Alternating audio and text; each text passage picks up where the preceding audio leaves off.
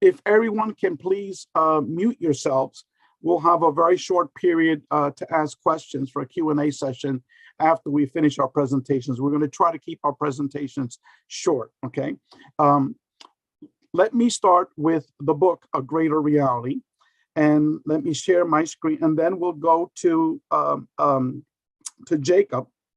He's the person that's developing our two websites, one for the book and the other one for the documentary, and then we'll go to Helene and her husband, Kevin, which most of you have met. So I've got the share screen here, and let me pull that up. And as can everyone see the title of our book? Someone just tell me yes. I can see it, Ray. Okay, beautiful. Thank you, Jacob. Yes, we can see it, Ray. Beautiful, thank you. This is going to be the front cover of the book. We're going to have 4 volumes, okay? The first 2 volumes are theoretical volumes. The volumes 3 and 4 are going to be chapters by experiencers. And what I tried to capture here, everything is personally designed by me.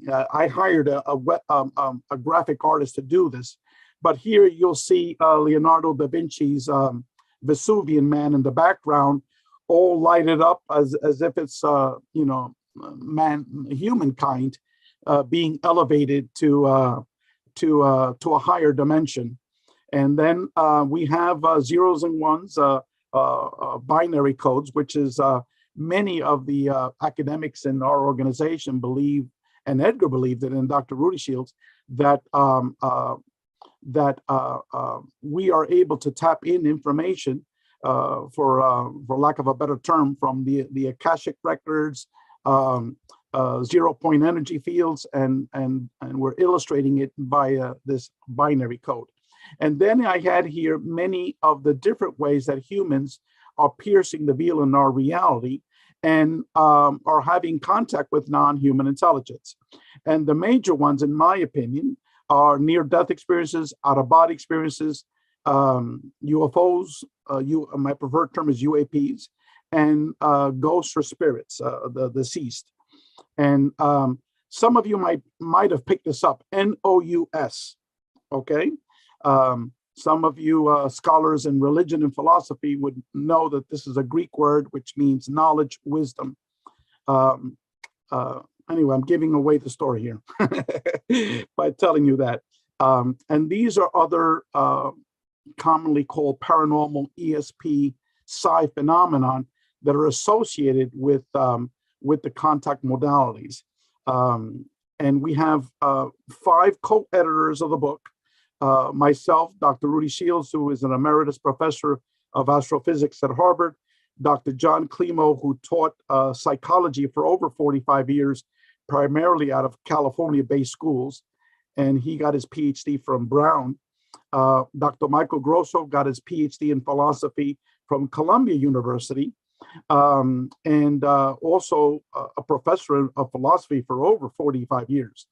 And then Dr. Jeffrey Long, who just recently retired, applause for Jeffrey, and he is one of the leading Nde researchers in the world, and also a joint winner with several of the members here on our call of the Bob Bigelow Consciousness essay contest. And John Klimo, unfortunately, is not here today because he suffered a stroke and he's recovering. And we did have a previous presentation to all of the other co-editors and about 5 or 6 other individuals. So this is our second round. Okay, now the next object I want to show you is just, I sent to everyone here a 1-page description of our book.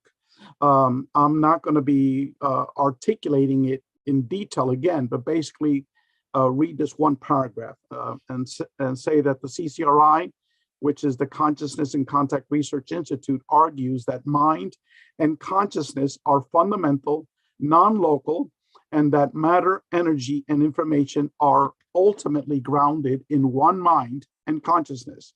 We introduced the post-materialist hypothesis that consciousness is primary, the philosophical position that the only thing that exists is consciousness. We hypothesize that all of the contact modalities are interrelated via a manipulation of space-time, and by definition might be interdimensional in nature. We argue that there is a range of states of consciousness, the contact modalities, where we can access both non-physical and physical realms and interact with perceived non-human intelligence via our ordinary senses. For all of these reasons, we assert that the contact modalities need to be studied as one phenomenon, as manifestations of a single greater source of mind and consciousness. Now, obviously, the phrasing can change according to the individual, but this is my best attempt to, in one short paragraph, to re-articulate the mission of our book. What you're going to be seeing now is the first two volumes, the theoretical chapters of our book. I still haven't done volumes 3 and 4, the experiencer chapters. That will be done soon. But basically, Dr. Jeffrey Kripal is a professor of, actually, he's the dean of humanities at Rice University. And he was a professor, and he still is, of religion and philosophy.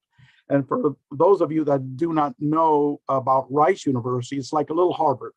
You need like a 1450 on your SATs to be admitted. It's a very reputable university. I would say similar at the level of Vanderbilt for the Southern universities. So he's written also like 10 books on these topics. And he's extremely supportive. So he wrote the prologue for the book. I still have to finish my introductory chapter. I only worked on it for 4 nights. Everything else is done except for my chapter. So I deserve a slap on the wrist. And I'll hopefully it'll be done within the next 2 weeks. I give an example of the experiencer chapters, a chapter by Dr. Melinda Greer. She just retired.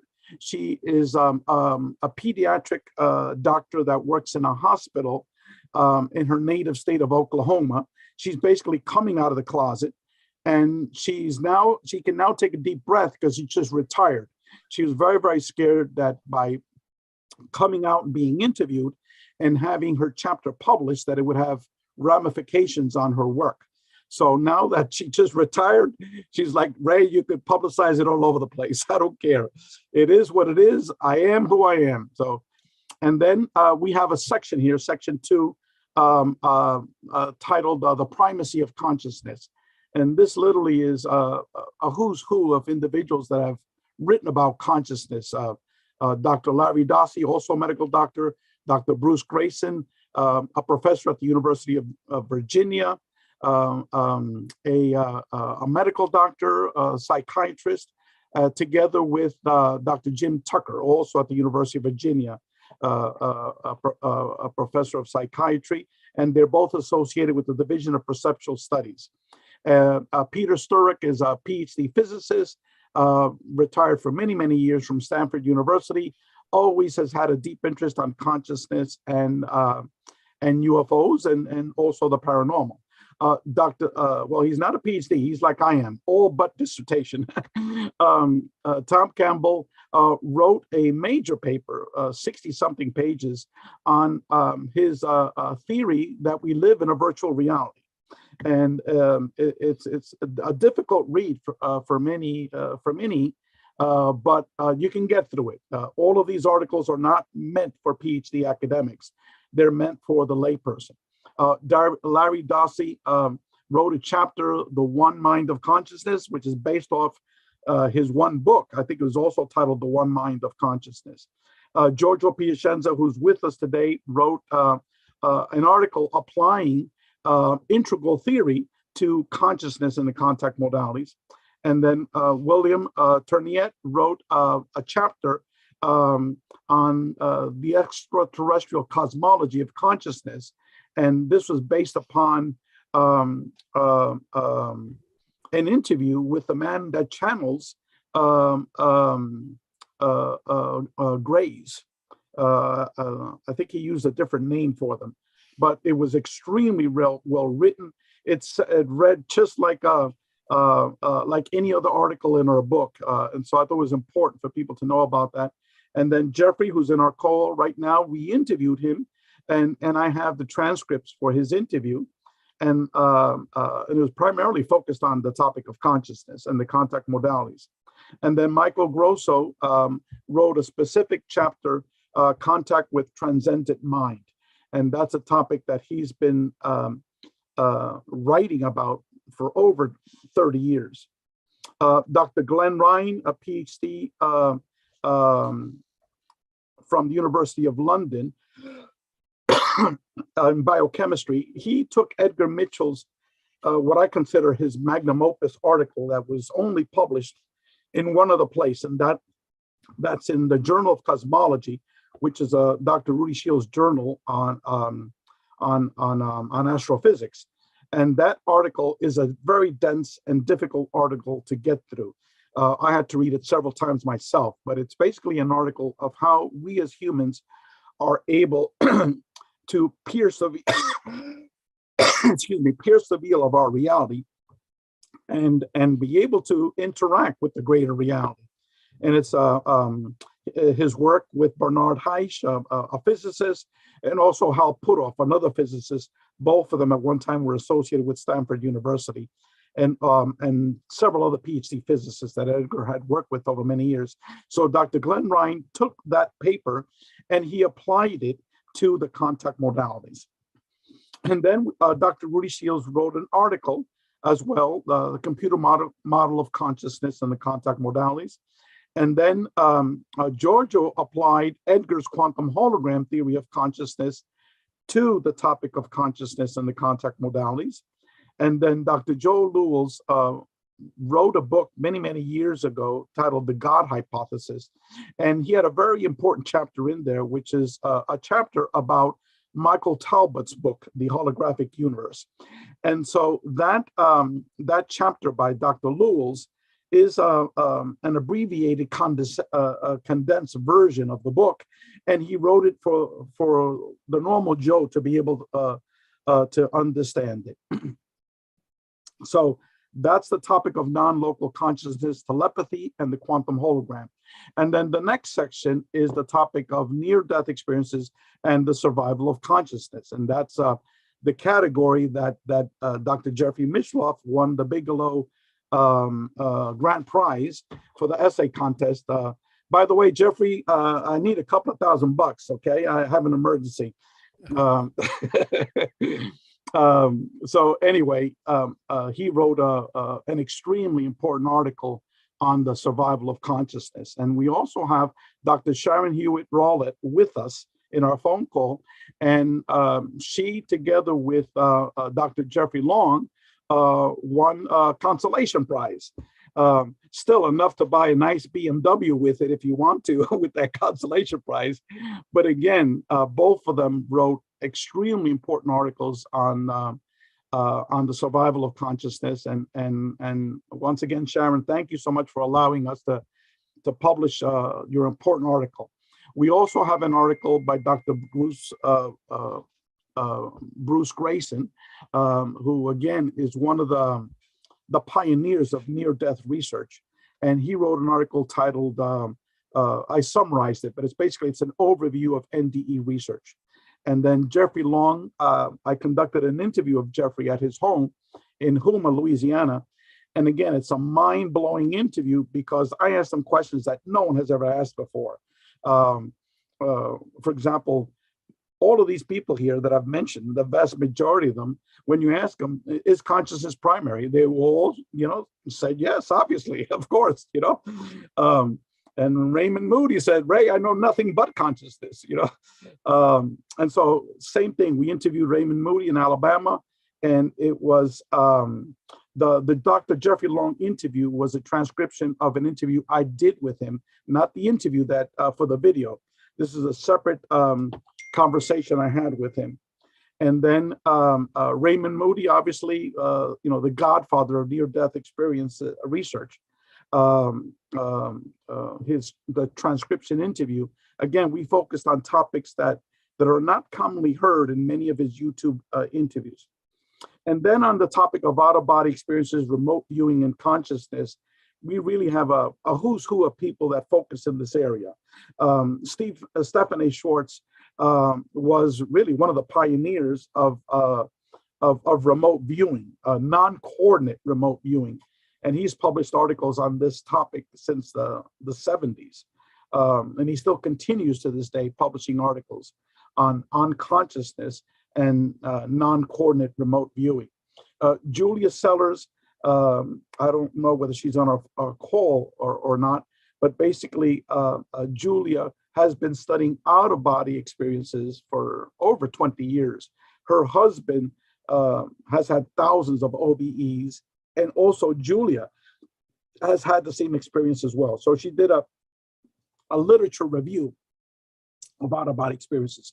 And Marilyn Hughes, a major experiencer and major researcher, has had, literally thousands of OBEs and astral travel and remote viewing experiences throughout her lifetime.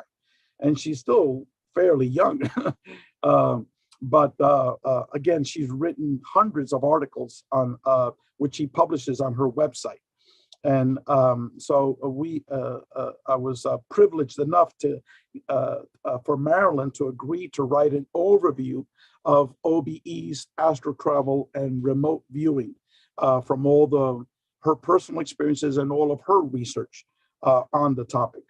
And then Daniel Rekshin, who is, I believe is on our phone call right now, he wrote an overview, literature review on lucid dreams as a contact modalities. And that's a topic that is really rarely associated with the contact modalities and rarely discussed. But he is very well educated on that topic. And he wrote a literature review, what people have written about this phenomenon. And then in terms of the topic of ghosts, spirits, and spiritual transformation, again, we have a who's who of people that have focused on his work for many, many years. Dr. Gary Schwartz, a tenured professor at Harvard, at Yale. He's for 20 years, he's been at the University of Arizona. He's written numerous books on this topic. And he wrote a new article, which has never been published anywhere before, titled The Survival of Consciousness Research, specifically for our book. And then Edgar Mitchell wrote an article many years ago on his quantum hologram theory of consciousness and the merging of science and spirituality. And then Dr. Eric Olet, who is a professor in Canada, he wrote an article on the Marian apparitions. And Paul Eno, who we have on our call, he wrote a chapter titled Ghosts, Poltergeists, Parasites, Parallel Worlds, and God. And again, some of these topics are topics that are not commonly discussed without people smirking and laughing, okay? But there's serious work that needs to be done in these arenas, especially on this topic of parasites. We have 3 individuals that wrote about their experiences with these attachments, where these negative entities attached to them. And all 3 of them are professionals, by the way. One is a retired school teacher, a master's degree. Another man has an MBA. So anyway, very important article. And Reverend Michael Carter, who is an ordained minister, graduate of the New York Theological Seminary, a major contact experiencer, wrote a chapter on the spiritual transformation of the contact experiencer. And then we have articles by 2 professors. One is a professor at the Johns Hopkins School of Medicine, Dr. Roland Griffiths, and the other one is Christopher Timmerman. And he's a PhD out of the UK. And both of them wrote articles about DMT. Dr. Timmerman wrote an article about how DMT models the near-death experience. And Dr. Roland Griffiths talk about the contact experiences associated with psilocybin and DMT.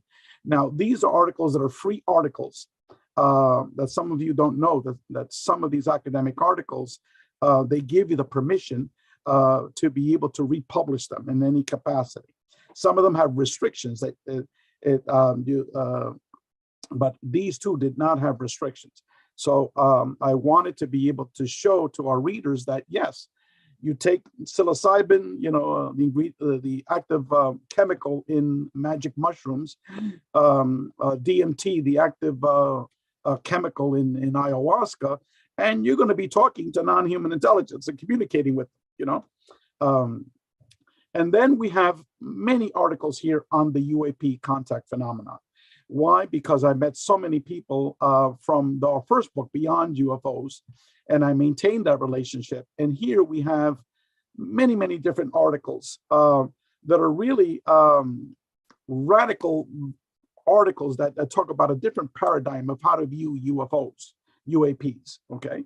Some of the people here, Brad Steiger, before he died, he wrote a chapter at the conclusion for Beyond UFOs, and he also gave me an article that I could use for further publication in the future, titled 17 Theories for UFO Contact. Dr. John Climo article is basically an article that talks about the UFO contact experience as an interdimensional phenomenon, a consciousness-based phenomenon. Dr. Joseph Burks, who's a retired emergency room physician, a major experiencer, he wrote an important paper on his theory of the virtual reality model of UAP contact. And I asked him to write that article 5 years ago because both of us shared the same hypothesis, that we're living in a virtual reality. And again, my perspective is more affiliated with the NDE version of the virtual reality thesis. So I asked him to write that paper, and he wrote about 70 to 80 pages on his thesis. Then I won't mention her name publicly, but she is an experiencer, and she wrote about the UFO phenomenon in mainland China. And then Brett Rains wrote a book about John Keel and his theory about the UAPs and the paranormal.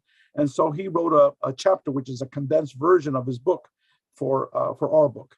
Dr. Massimo Teodorani is, like Rudy Shield, a professor of astrophysics out of the University of Bologna in Italy. And he also has a radical theory of UFOs. So he presents that theory and hypothesis in our paper. Dr. Charles Emmons is a professor of, I believe, sociology at Gettysburg University. And he's been writing about UFOs and consciousness, I guess, for over 40 years. And so he wrote a chapter on his thesis on linking UAPs to consciousness. Mary Rodwell was one of the co-founders of the Dr. Edgar Mitchell Free Foundation, and she wrote a paper which presents an overview of her work with other experiencers and her theory of what might be going on. And again, it's an alternative to the materialist mainstream UFO perspective. Michael Grosso, one of our co-editors, wrote a new chapter just for our book on UFOs, psychical research, and the topic of religion. John Alexander has been preaching what we're presenting in our book for many, many, many years. John was pretty much alone in the ufology field, talking to the unconverted. But now I think the tide is starting to turn slowly. And so we are republishing his article, Phenomenon Without Borders, with that basically the field of ufology needs to be seen within the context of consciousness, because John also believes that consciousness is primary, and that that all of what we commonly call the paranormal needs to be studied as one phenomenon. So it's basically the thesis of our book. Carol Rainey wrote an article many, many years ago about her ex-husband, Bud Hopkins, and really how the abuses of Bud Hopkins and David Jacobs in interviewing and doing hypnotic regression of experiencers, and she basically littered her article with how they created that alien abduction phenomenon, at least what it's come to believe to be. Not saying that it doesn't exist, but at least the variables that people associate it, that it's not true, not correct. So George Knapp, we interviewed George Knapp at the home of Dr. John Alexander, and again, just like many of the individuals here, he also believes that consciousness is primary, and that we need to move away from materialist ufology into a consciousness-based paradigm. And then we have for the future research that needs to be done. I wrote a recommendation for future research. Again, it's short; it's like 10 pages or 12 pages. And then Dr. Raul Valverde and Chet Swanson. Raul is a professor of information sciences at Concordia University in Canada, and he wrote a much more detailed paper. How do we apply a quantum matrix ontology for an NDE research? Dr. Jeffrey Long allowed Raul to download all of his statistical data on near-death experiencers and also OBE experiencers, which Jeffrey has never crunched out that data. So Raul's going to be doing that work for his work and for the CCRI. And then for the conclusion, we have again very powerful articles. One is an article by Dennis Briefer, who one time was the president of the John Mack Institute, and it's a conclusion article, an overview of the greater reality and consciousness. And Dennis is a retired engineer by trade, major experiencer as well. And then Gary Schwartz and Dr. Mario Beauregard, they authorized me to republish a very important synopsis of the post-materialist paradigm of consciousness.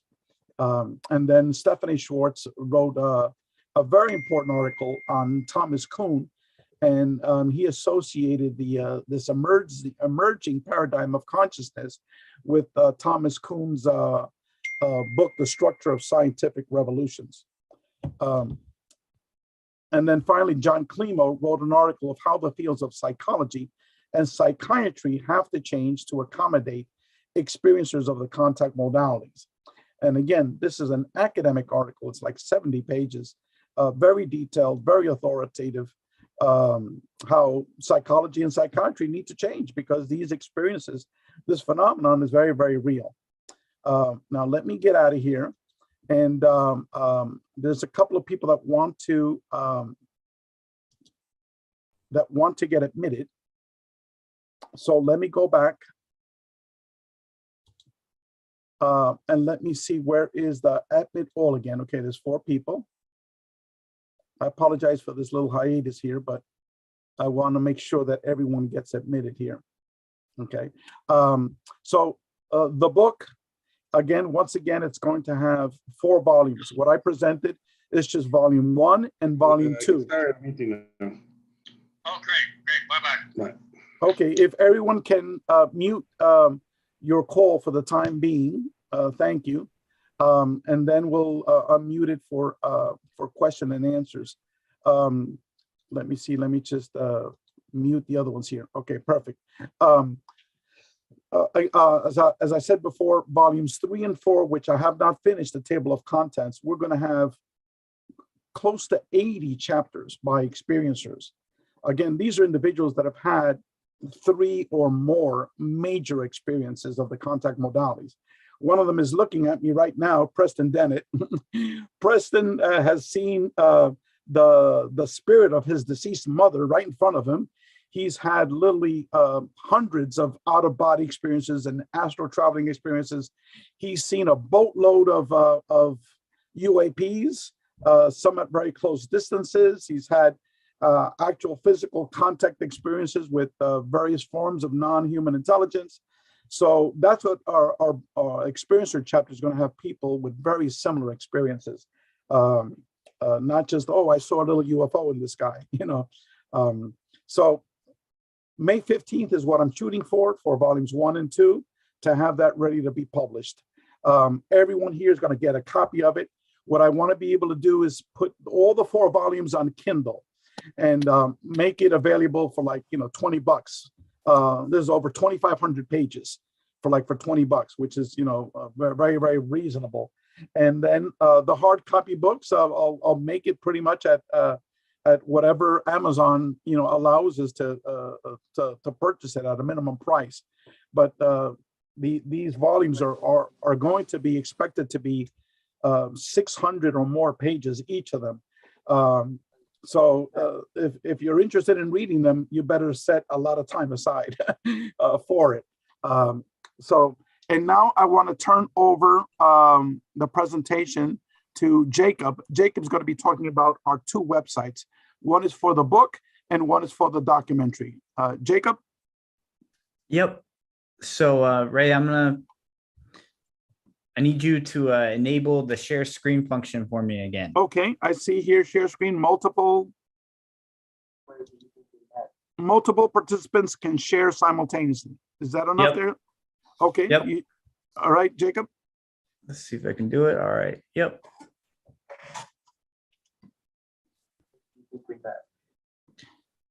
Okay. Can everybody see my screen, Ray? Can you see it? I can see it. Yes, I can see it. All right. We can see it. Looks good. Awesome. So yeah, as Ray said, I'll just go ahead and present the website that we're creating. It's going to be under agreaterreality.com. And we're also going to have a separate website, A Greater Reality. I believe it's themovie.com, and that will be for the upcoming documentary. So the purpose of agreaterreality.com is to be a promotion site for the book. It will eventually evolve into something bigger. It will become we envision it becoming a central hub and platform to basically convey the new paradigm of non-local consciousness, with CCRI presented as a forerunner. So we have a bunch of plans of kind of making it an all-encompassing site where you can go for all kinds of information and such. So that's the greater plan. The site is currently in development now. We are coming to an end of getting the homepage all set up. So it's going to have a homepage. It's going to have a page called What is Consciousness, Contact Modalities, a Contact Us page, Donate page, a Buy Book page, and then a link to the documentary site. I'm going to go ahead and show you our progress so far, but it doesn't quite reflect where we're going to, our ultimate goal. So I'll go ahead and kind of outline it real quick, like what the homepage will look like. So when you land to the homepage, there's going to be an introduction that kind of just states exactly what we're saying. It's going to say a greater reality right up in front. And then it's going to say as a subtitle, the non-local paradigm of the new paradigm, basically. Then we're going to have a illustration illustrating the Kuhn paradigm shift, which is a phenomenon that has been seen in history every time there's a new paradigm. So when Newton came out with his whole thing, and then when we had the whole quantum mechanics come out, all that, there's always a shift where at first it's the science is rejected violently, and then it's eventually accepted. But it's kind of like humanity has a tapestry of how it thinks the world works. And then there's just one thread in the corner, and you pull that thread and it rips the whole tapestry out. And you've got this whole new thing underneath it that science now has to accept, and it becomes mainstream science. So underneath that, we'll have the co-editors. So it'll basically be a row of all the co-editors front and center with a quick biography. And then we'll have the book cover, and then a collage of authors. So all the authors that are in the book, they're going to have their picture on the site. And then when you click on that picture, you can be taken to a biography, and also it will list what article that they've written and links to any websites that they have on their own. So if they have a blog of their own or something like that, it'll link back to that. Then we'll have a section on the implications of everything that we are talking about. So the implications being, pretty much that we have scientific proof for what happens when you die, the implications for what this means for humanity, that we need to take better care of our planet, all those different things. So the implications are going to be right there in center too. And then we're going to continue with the author's collage. And then we have a table of contents.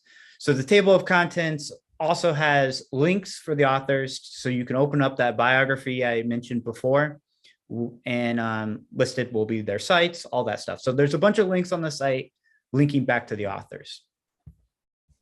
So that is the layout. So I'm going to go ahead and show you what we've got in development for the homepage.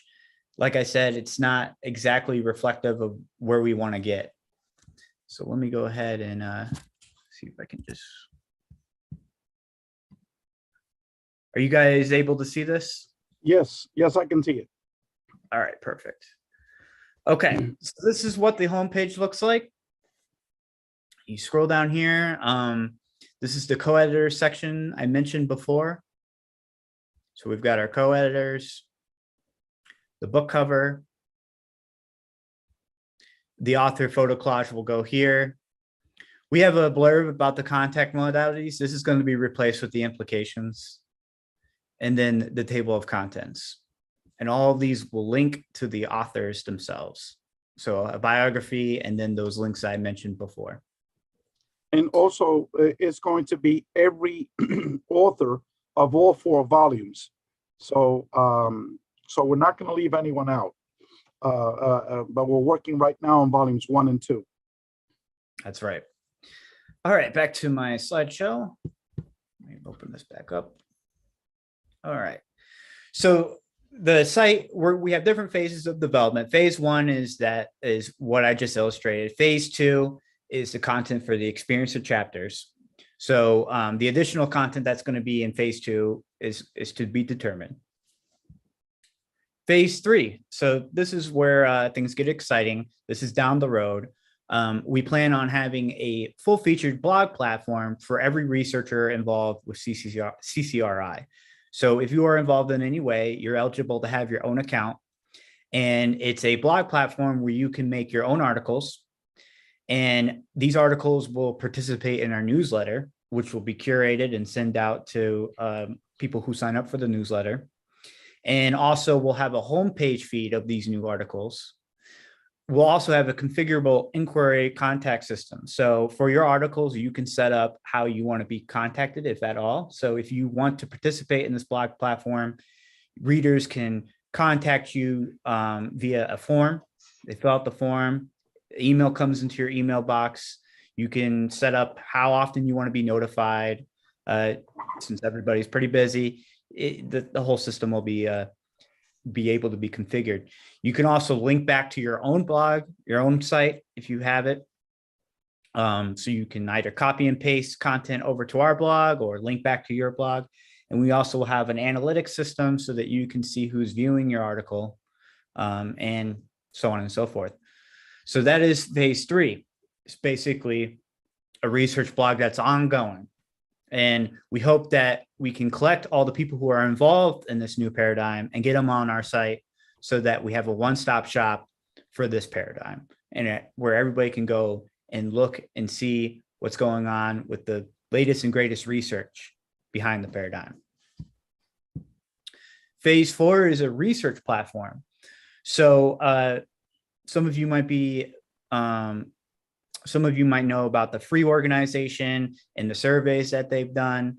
So we're hoping to kind of put that on the web, have a in-house developed survey technology where we can basically do these surveys out to the public and have them come to our site to do the surveys for different, for research purposes. These surveys can have open-ended questions, and we're also going to have an AI that assists in cataloging these questions.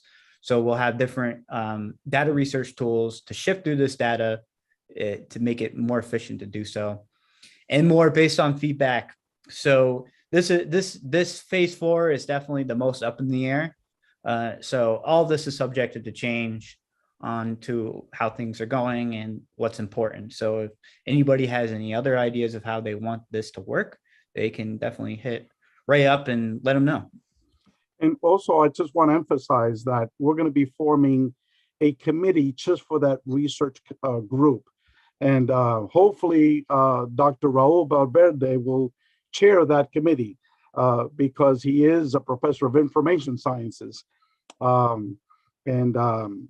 anyway, I'm just throwing that out. And that's not an immediate objective, but it's a long-term objective. Yep.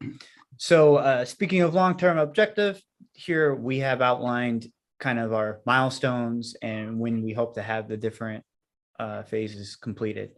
So on April 1st, we hope to have the site launched with the promotion of volumes 1 and 2. In June, we hope to have volumes 3 and 4. And then in the early fall, we hope to have the blogging platform. And then to be determined is the research platform. So that we haven't determined when we'll get to that, but hopefully soon after the blogging platform. So I have a question and answers page, but I'm not sure, Ray, if you want to kind of if we could hold that to the end, because I want Helene and Kevin to make their presentation about the documentary. Yeah, let's do that. So I'm gonna stop sharing. Ray, could you let Kevin in? Okay, let me see. I don't see the sign that says let me I'm in. I'm in. Oh, you're in. I'm here. Okay, perfect. Hey, perfect. hey now. Hey now.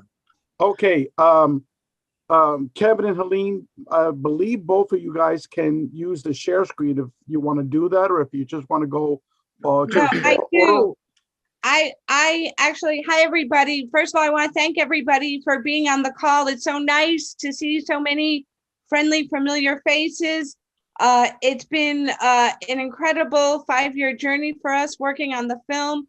But I also want to take a second. Not everybody might realize that this is actually an anniversary week for Ray. He probably doesn't realize it either, but it's 10 years this week from when Ray had his first experiences. Oh, yes, I completely forgot about that. He has dedicated his life to this work. And so just big applause for Ray that he has been doing this for 10 years and that we, came in at the 5-year mark. We're late to the game, but happy to be a part of the work that Ray's done with the book and Jacob with the website. Our part of it has been the film. We met Ray, many of you know, 5 years ago. Since that time, we've been on the road filming with him. We've been to, just for the numbers, over a dozen cities. We have filmed 65 people, half experiencers, half scientists. And we would very proud to share that. We would say principal photography is pretty much complete. We're working on a sizzle. We're in post-production. If I could do the screen share, tell me what to do. I have a little pitch deck. Jacob, go for it. Is it Oh, it's a green button at the bottom of the screen. If you move your mouse, it should okay? And then show itself. And then you're gonna have a few options. It's going to give you different things that you can share. So you can either share your entire screen or only a particular app. Okay. I want to just do my Acrobat. So if you can't, so you would look for Acrobat, and if you can't find it, I would just press the desktop button. It might say desktop 1. Okay, give me a sec. You can tell all the individuals that are 60 or older, those are the ones that have to ask these young folks like Jacob, how to operate these things. I resemble that comment. That's why when anybody asks me, do I know anything about computers? I just say, nope. Nope. Exactly. Well, Also- listen, while Yeah. Helene is finding her stuff, I'm just going to jump in real quick because I'm on a personal deadline in my head.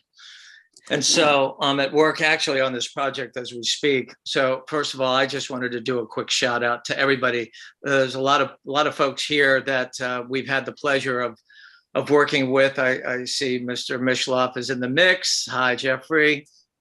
Your interview was phenomenal. So enlightening. And actually I could say that for the Reverend Michael Carter and Paulino and Preston and Linda, and Costa, I mean, and Mr. Alexander, some of these interviews and things we did, 3 years ago, 4 years ago, 2 years ago. So being deep into it all and just re-listening and reworking and now working with all of these different interviews, they're all phenomenal, each in their own right and each in their own way. Everybody brings their game to it, their A game, and the knowledge that they've come to and the experiences that they've had. And it's really awesome to just sit there and go through this material. And so we're very excited. Editing is like you start with and most everybody on this call knows this, you start with a big block of ice, a big chunk, boom. And then you start chiseling away until you get the sculpture that you want. That's my analogy. And there's no easy path to it, and there's no quickie way to do it. This isn't really a cookie cutter.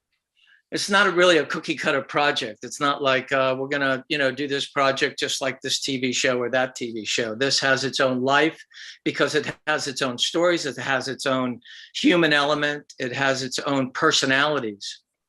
And so, that's what it is. And it's all based really on Ray's journey. I mean, Ray started this whole deal with his, experiences and I'm just looking at his stuff now. He was as far away from this world as you could possibly be. Imagine a atheist, material rationalist, tax attorney. Yeah, just as far away, and because he had these experiences, he grabbed a team of people, some of which and a lot of which are on this call, not the least of which is our dear astronaut in the sky, Mr. Edgar Mitchell, and started on this journey.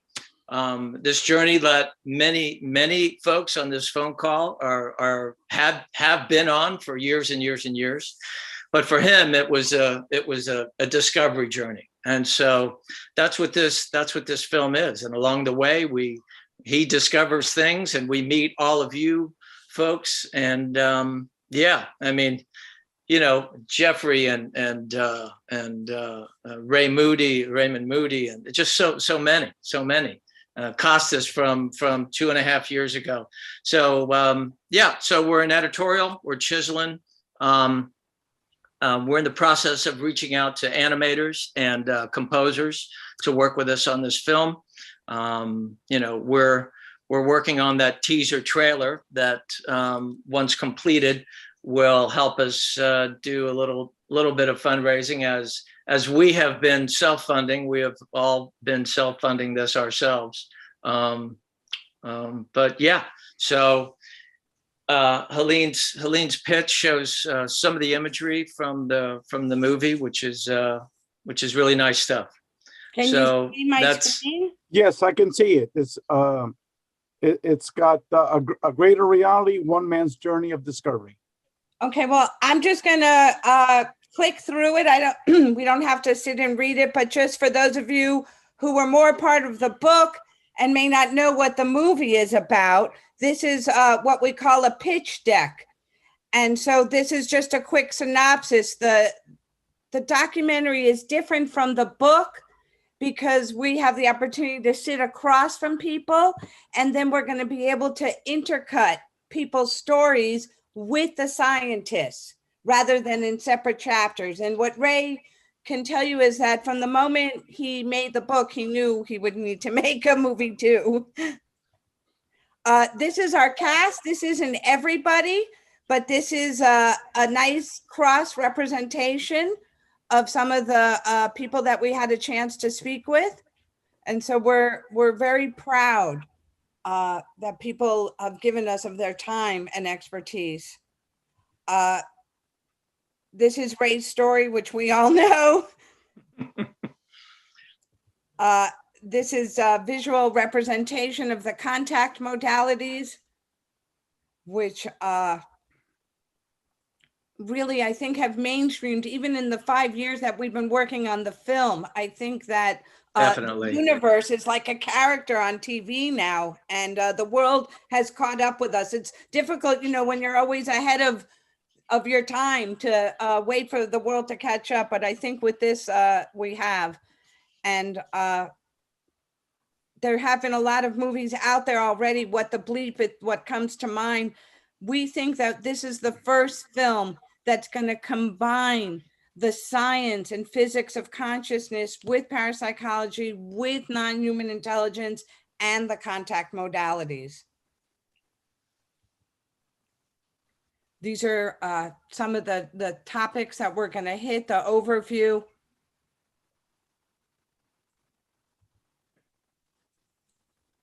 This was our goals 5 years ago, and I think we've really done a great job of sitting down with people, and we've had some heady conversations.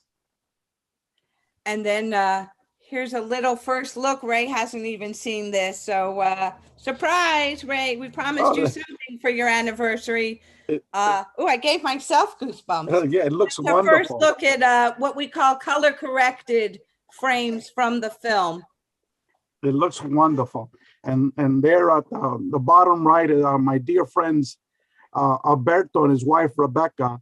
And I consider Alberto's experiences, many of them were co-shared with his wife. She was telling, I just thought, she was telling us in her interview how she put her hand under Alberto, who was floating like 4 or 5 inches off of his bed. And she was freaking out, like saying, he's floating. and tons of Alberto's a real heavyweight. He's an ex-DEA agent. He has had a life that is nothing short of phenomenal. Yeah, I mean, this man was the guy that caught Noriega from Panama importing tons of cocaine into the Dominican Republic, and he even dressed up as a mafia don from Colombia with the gold chain and the Cuban cigar and stuff like that. Meeting with all of these drug lords. I mean, and he wrote a book. I think it's titled what was the book? Oh goodness, I've got it right here, but it's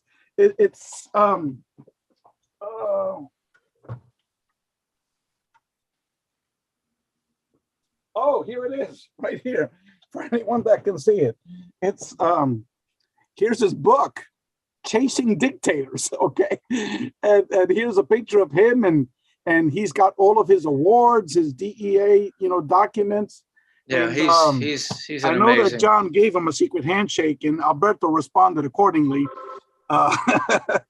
So just to let you know that Alberto's the real deal, and it's just unbelievable once you listen to his experiences. Yeah, and one of many. Yeah, many. And one of many. When you look at the people on this call, I can tell you, because I've been going through all these interviews with everybody. There's a lot of great insight, and some of you folks we had the chance to spend a little bit more time with than others, but it's all a really rich palette.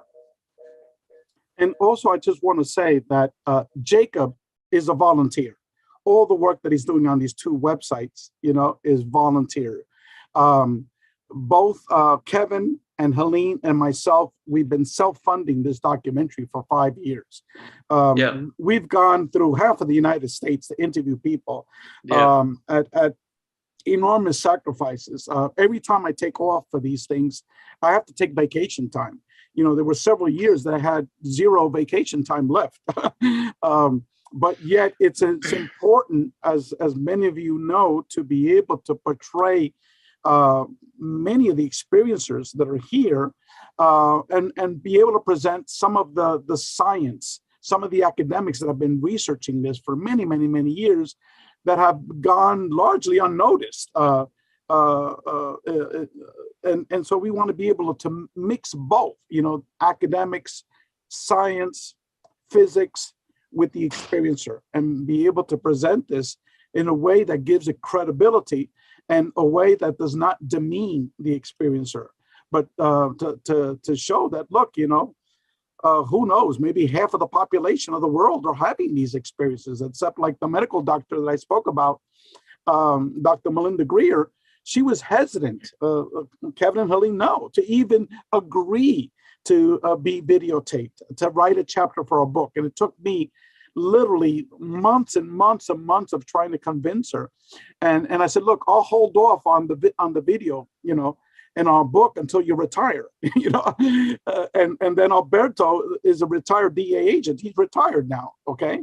So, you know, now he's like, what the hell? I'm going to go public with his experiences. What's super exciting is hearing all these stories, being with all of you, and then also contemplating 25 years from now, 50 years from now, when we look back, well, we probably won't be, well, maybe 25 years, maybe, but, this, the evolution of mankind has got to start with consciousness. So excited to be a part of that journey. Like Helene said, we're a little bit, well, not Helene. Helene's been on this topic since the day I met her, 30 years ago, 35 years ago. I'm a little late coming to the party, but it's an honor to be able to do something like this. And we're not really doing it for the money, because there's no roadmap that's going to say, somebody's going to drop buckets of cash. But, if we're going to leave something behind, if our voice is going to be heard, 25 or 30 years from now, have it be this. I've spent my life, my personal, professional life, promoting, pop stars and doing all kinds of, Star Trek documentaries, which is kind of in the realm. And it's funny because Rudy Shield mentioned having been reached out to by Gene Roddenberry in our last interview. So it's all connected. We know it's all connected. We know we're all here because that's what the plan was. So it's good to be a part of that. Kevin, can you tell us about the Sizzler reel? When do you expect that to be released? And then an estimated timeline of the documentary and the process of getting a documentary out, just so folks have a very brief overview of this whole process. Well, the sizzle goes out really when it's ready to go out. And what I mean by that is, a sizzle or a trailer is really your kind of one shot sometimes with somebody in a position of, green lighting something or power. So that sizzle's got to be right. And the movie, a documentary like this is going to take, good part of 6 months, if we can stay on it and we get some help, 6 months to cut. At the same time, there's animation and graphics to be done, and sound design and composition to be done. And all of those sort of happen simultaneously. The way that this documentary is going to be cut is that we have to edit down that block of ice to that sculpture that gives us the road map. And then from there, then we go out and start plugging in additional visuals. We go out and shoot some additional visuals. We reach out for the things that because we can't tell every single story, it would be 65 hours long, right? So that's the process. The process is to go through the material, decide what content is going to be used, how it's going to be used. And then between the stuff that we've already shot, then you realize what you need to get and what you need to pick up to make it whole. So it's a little ambiguous in terms of the time, but I think we're talking about somewhere in the next 9 months. That would be the goal. We're aiming for 11/11/22 for a public screening date.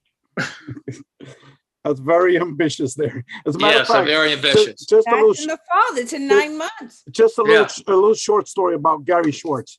Here's a man who got a PhD from Harvard. Okay, he went on to teach at Harvard. He then became tenured at Yale, and then University of Arizona lured him away, and he's eminent scholar. Okay, all of a sudden Helene blurts out, look, it's 11:11 because it was 11 a.m. with 11 minutes, and it was like 11 seconds or something like that. And Gary had that clock there. And he goes, who said that? Who said that? He just stops it. He goes, what did you just say? And he goes, 11:11. She goes, I get that all the time. 11:11. And so Sure. it's we're not crazy here. This guy from Harvard, tenure professor at Harvard, is basically immersed in He's doing some very exciting work for sure. The soul phone, the possibilities of the soul phone are really incredible. Yeah. Anyway, it's been a little bit. It's 7:05 now. Should we take questions from the audience members, and we'll try to be brief? Does anyone have any questions? You could unmute yourself and ask the question. I think this is more of a status report, Okay. for everyone, Ray, right? Yeah, I mean, no, this no, is what we wanted. We wanted everybody to know where we were with this project, because, like I said, some of these interviews we did 3-4 years ago. I mean, it's been, I think, what was it? Was it 2020 when we saw Mr. Alexander? Linda was around that time. So it's not too long, but we just wanted to let you know, where we were, full speed ahead. This is what we're doing. And, so it wasn't something that was just done and you would never hear from it again. Obviously, Ray is in the process of his books, and we haven't stopped working on it. The COVID hit us pretty hard, right? Because, we saw Mr. Alexander, and Linda and Costas, and all of this was before COVID, and then COVID, and I don't have to tell everybody, we all know what that did. So that shut us down for at least 1.5 years. It was tough. And we really didn't have enough of the material that we really needed to have to start really trying to piece things together. So in the last, 4 months, we were able to, pick up quite a bit of wonderful stuff. Preston, one of them, and Danny Sheehan, and many, many others. So we got mad with power with our booster. As soon as we got our booster shots, we hit the road. We did 4 shoots last year. We went to Laughlin. We went on a 1,000-mile road trip to film Eben Alexander and team up in Virginia.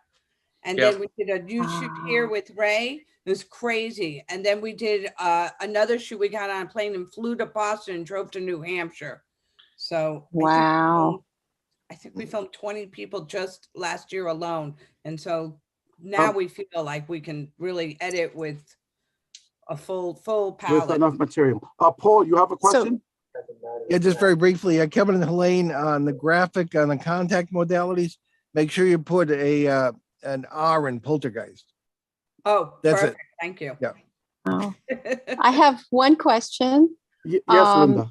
If you guys need. Hi, Linda. Hi, how are you? So long. I know, it's been like forever. Helene, we have to do girls' night. There you go. We got to do the girls' night. It's been Okay. forever. we've been, it's on our bucket list to get back with you too, Linda, to do a little bit of additional stuff that we didn't finish, along with, several others. Fortunately, on our road trip, we were able to spend some time with the Reverend Michael Carter, which was fantastic because we had not met the Reverend MC before, and he's just the sweetest, greatest guy in the world. And we had a great couple of days with Michael, and we were able to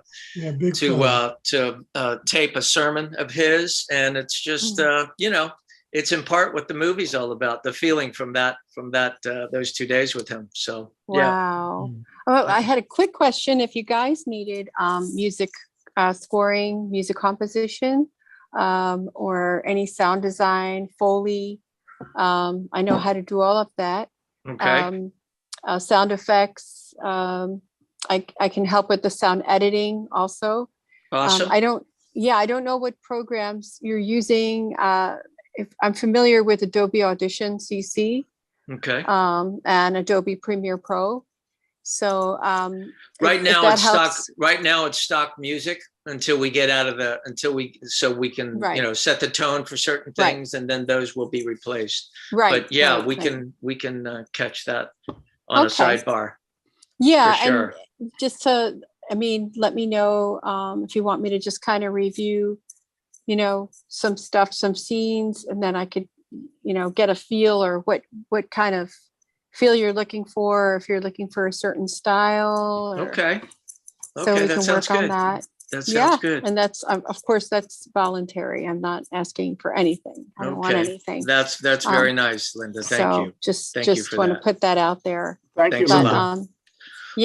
lot. The other thing that I do want to mention too is that, we are, and we will continue to be in need of, until this thing actually, somebody says, or we say, stop, done, material, any kind of, material that can support, these contact modalities. So we need, whether it's, phone footage or little video camera footage or anything that can help illustrate these things that we have the rights to or can get the rights to. These things are very important, obviously. So this project started off with the sciences because the physics and the heavyweight academics, because that's what Ray wanted. He wanted the credibility factor to lead this charge. And so we really didn't, Linda, you were one of the early experiencers that we filmed. So it's really in the last year since COVID, we've gotten out on the road and gotten some of this, some of the experiencers, and they've all been great. Can't have enough of them. Can't have enough footage. So anybody that has, that can help us in that area, it would be much appreciated. Okay.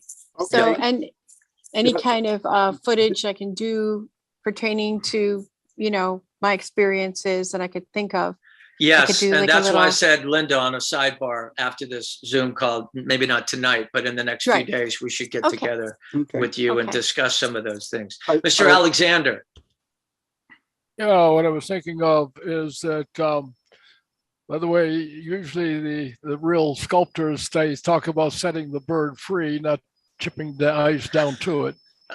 But you're releasing the whatever you're starving.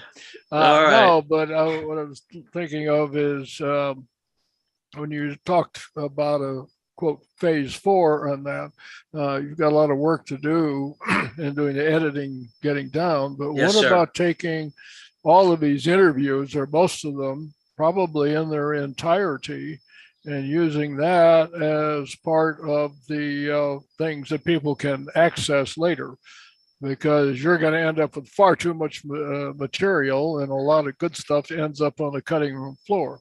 That's true. If you put this in something that people can access if they want to sit through, the entire interview. Well, that's certainly a good recommendation. We just because we don't know what we're going to use at this point, and we're not sure that this won't end up being a part 2 as well, Mr. Alexander. We could, if somebody sees this first doc and says, hey, do you have anything more? When we did The Captains with William Shatner, it was the first documentary that we did with him. We ended up with so much material, kind of like this project, to be honest with you, now thinking back on it, that the network said, do you have anything more? And we ended up selling and cutting 5 additional half hours. But no matter what you do, you end up with too much. And that's what I'm just suggesting. If you have, and Ray can set up, or whoever runs the website, actually, but take you to, where if they want to look at the original. Yes. Because that's the other side of that, is that if somebody to do that, you got to sit through a lot of stuff. Yes. That, may or may not be of interest. Yep. Okay. That idea. All right. Well, thank you for that. Okay. Anyone else? If not, we can call it a night. All right. Fantastic. Well, thank you, everyone. Again, this is just a brief overview to give you a status update of these 2 major projects that we've been working on for 5 years, and we're heading down the home stretch. So the book will be published within the next 2 months. The websites at least the book's website will be launched on April 1st, and that will be continually developed. The documentary you just heard, we're going to be hopefully coming up with a sizzler, a trailer within the next few months. And then, definitely. Yeah. And then the sculpture will be done when it gets done, and hopefully it won't melt down the ice sculpture there. John, I was just to say to John, we got to chisel the thing down, so we give it we cut through that ice enough to free the energy. That's right. That's what I have to say, John. That's right. So in other words, we're getting close. We're getting very, very close, and I want to thank every one of you here. You have been, each and every one have been very instrumental in both of our projects. And I continue to support each and every one of you with your own individual projects, and just let me know how I can help in any way to promote your work as well.